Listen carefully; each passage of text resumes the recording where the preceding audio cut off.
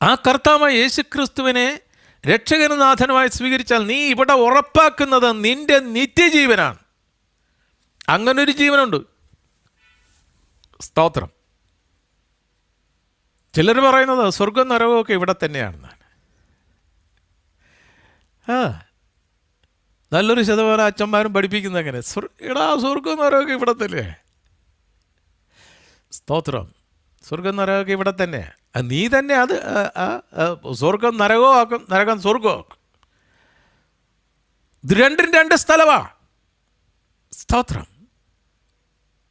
സ്വർഗത്തിൽ നിന്ന് വന്നവൻ സ്വർഗത്തിലേക്ക് എടുക്കപ്പെട്ടു. ഒരുവൻ മാത്രമേ അങ്ങോട്ട് പോയിട്ടുള്ളൂ. സ്വർഗത്തിൽ നിന്ന് വന്നവനല്ലാണ്ട് സ്വർഗത്ത് വേറെ ആരും കയറിയിട്ടില്ലെന്നാണ് പറയുന്നത്. ഇവിടെ സ്തോത്രം കർത്താവിനെ കൂടാതെ ഒത്തിരി പേരെ ഇങ്ങനെ ഓരോ വർഷവും അങ്ങ് സ്വർഗത്തോട്ട് കയറ്റി വിടുകയാണ്.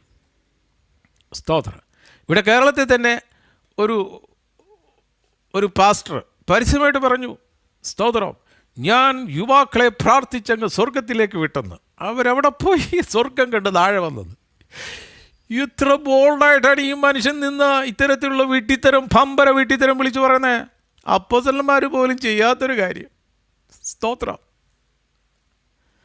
ഞാൻ പ്രാർത്ഥിച്ചപ്പോൾ പരിശുദ്ധാത്മാവ് ആ വ്യക്തിയെ സ്വർഗം കാണിച്ചു കൊടുത്തു. സ്തോത്രം. ഇത്തരത്തിലുള്ള പമ്പര വിഡ്ഢികളാക്കുന്ന, മനുഷ്യരെ വിഡ്ഢികളാക്കുന്ന രീതിയിലുള്ള പ്രഘോഷങ്ങൾ നടന്നുകൊണ്ടിരിക്കുന്ന ഒരു സംസ്ഥാനത്താണ് നമ്മൾ ജീവിക്കുന്നത്. സ്തോത്രം. നിത്യജീവൻ തന്നെ. അതിൻ്റെ 26-ാമത്തെ വാക്യം,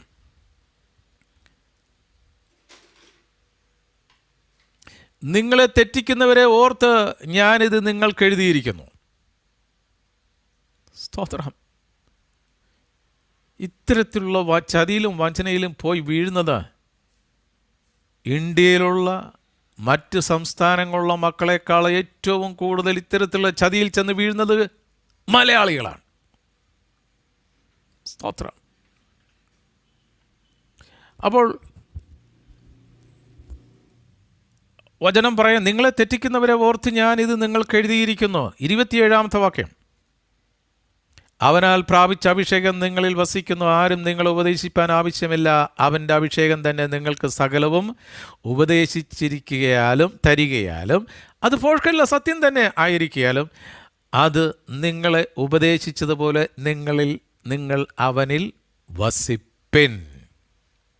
സ്തോത്രം. Abide in Christ. ക്രിസ്തുവിൽ വസിപ്പിൻ. ഇന്ന് പലരും വസിക്കുന്നത് പല സംഘടനകളിലാണ്. അവരവരെ ചേർന്ന് നിൽക്കുന്ന സംഘടനയ്ക്ക് വേണ്ടി മരിക്കാൻ തയ്യാറാണ്. നീ ക്രിസ്തുവിന് വേണ്ടി മരിക്കാൻ തയ്യാറാണോ? സ്തോത്രം.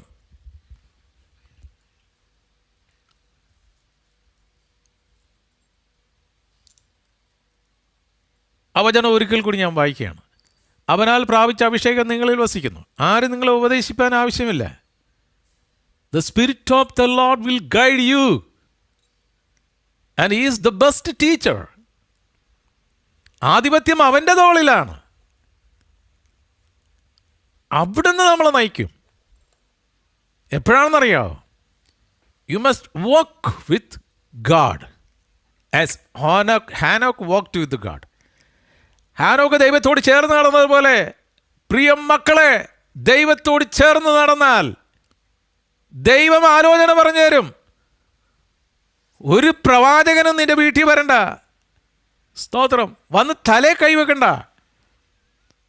മറ്റൊരു കാര്യം, ഒരൊറ്റ കുഞ്ഞിനെ കൊണ്ടും ഒരൊറ്റ സോക്കോൾഡ് ദൈവദാസനെയും കൊണ്ടും നിന്റെ തലയിൽ കൈവെപ്പിക്കരുത്.